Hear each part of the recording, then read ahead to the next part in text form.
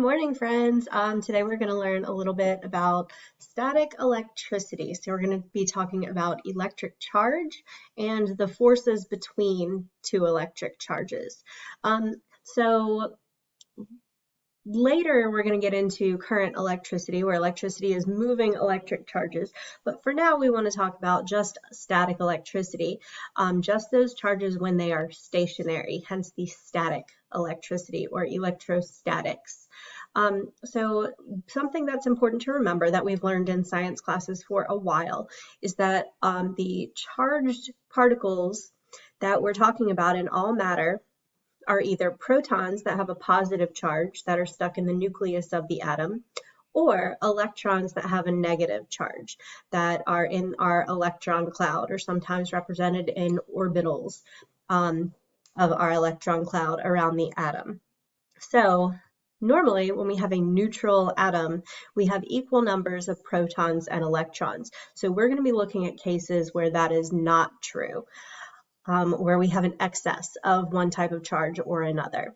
So some of the characteristics of electric charge, just because electric charge comes from these particles, protons and electrons, electric charge is always conserved. You can't create it, you can't destroy it, you can only move it around.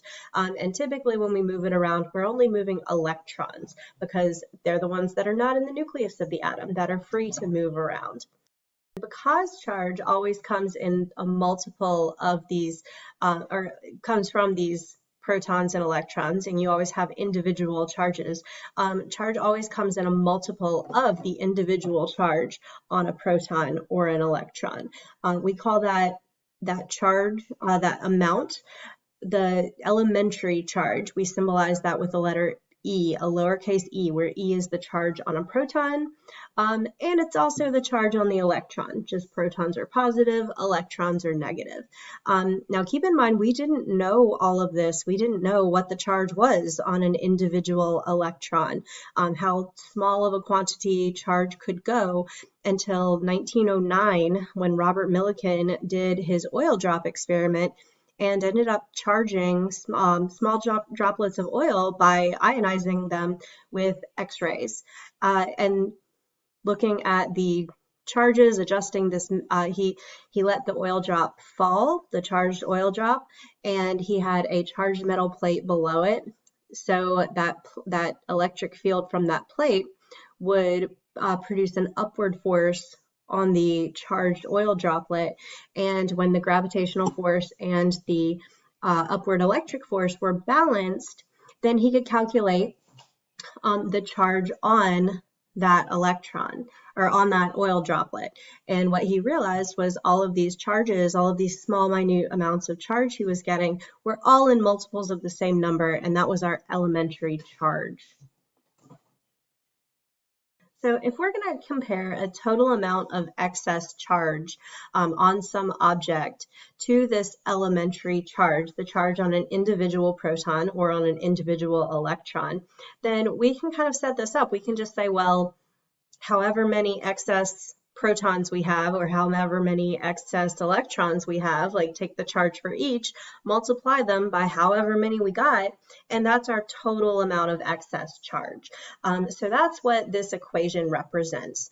Q equals N times E, where E, again, is our elementary charge, 1.602 times 10 to the negative 19th coulombs. Coulombs are our units for charge. Q is going to be our total charge, also in coulombs. And then N is how many of those charged particles do we have that are making up our excess charge. So let's see if we can put that into practice here. So we have a certain static discharge that delivers negative 0.5 coulombs of electrical charge. How many electrons are in this discharge? So what we know so far, we know what we have our formula. We know that our total amount of charge, that negative 0.5 coulombs, is going to equal the number of charged particles multiplied by the charge for each particle. So for these electrons, it would be 1.602 times negative 19th, but it would also be negative. So we can plug that into our equation. Now you might notice that when we do use a negative for both Q and E, those will cancel out and we'll overall get a positive value for our number of particles, which is what we want. So when we rearrange this equation to solve for the number of particles, we get Q divided by E, and we can plug in our numbers there, and we should get 3.13 times 10 to the 18th power. That is our number of electrons in that static discharge. So usually, however many, if you have a reasonable number of coulombs, then you're going to have a whole lot of charged particles, teeny tiny electrons or protons, that are making up that static charge. The other thing that we need to talk about are how those charges interact with each other.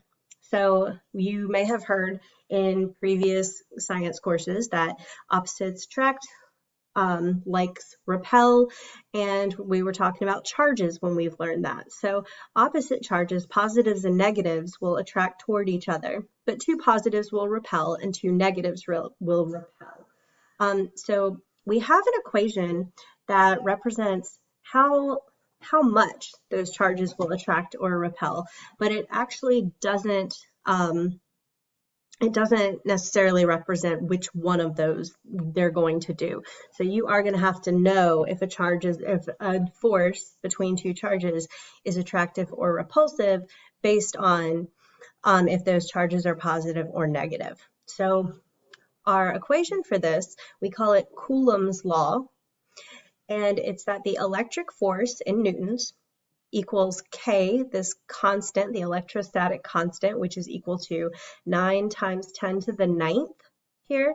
And these units, these are kind of like this equation might actually look familiar. It's kind of like when we looked at the universal gravitational force that was the constant G times the magnitude of each of our masses divided by the radius between them squared. Well, this is kind of the same way. It's set up in the same form. It just happens to be a crazy physics thing that works out that way, except our constant is different, and we're looking at charges instead of masses.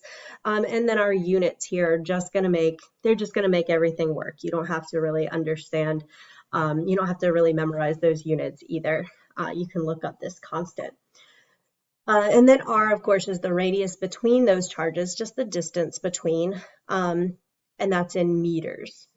So one more thing, though, we said that this equation, now if you have two positives here, you're going to get a positive force, two negatives, a positive force again, sorry. And then if you have a positive and negative, you're going to get a negative force. Those don't really matter. We can just take the absolute value of each of these and then just later know, well, which object are we talking about? Are we talking about the thing on the left, the thing on the right? Is this force pushing it which way? And then we can go and set if we need to later, we can set our frame of reference up and figure out, well, is this a positive or a negative force in like each situation? So let's try this one. Sorry, you're kind of cut off there. So the radius of a hydrogen atom is 5.29 times 10 to the negative 11th meters. Get that down below for you so you can see it.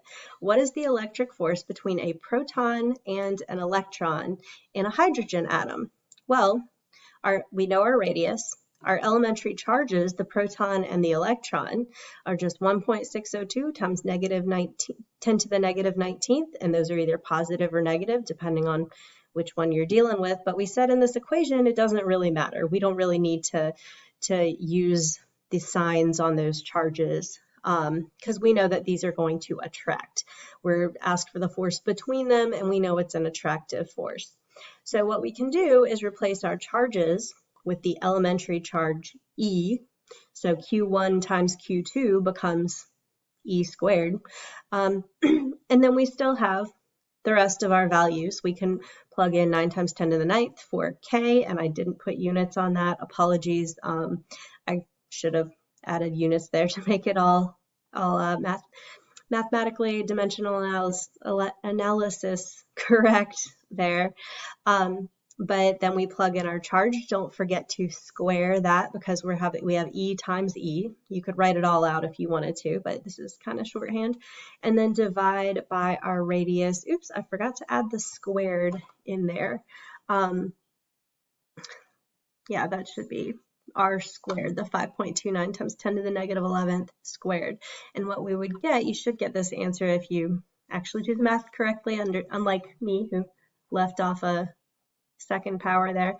You should get 8.23 times 10 to the negative 8th newtons.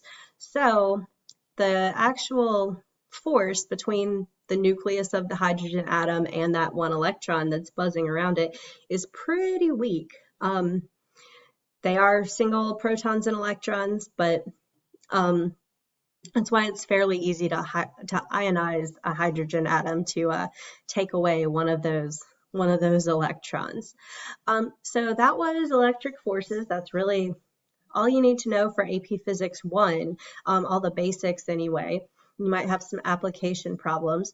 And then my next step, or recommendations for the next step, would be to go to the PhET, Charges and Electric Fields simulation, and play around with that. So that's going to help you get a better understanding, not necessarily of electric forces, but what else is surrounding these charges. We know that around masses that are exerting gravitational forces on each other, we have gravitational fields. So this is going to represent your electric fields around these static charges.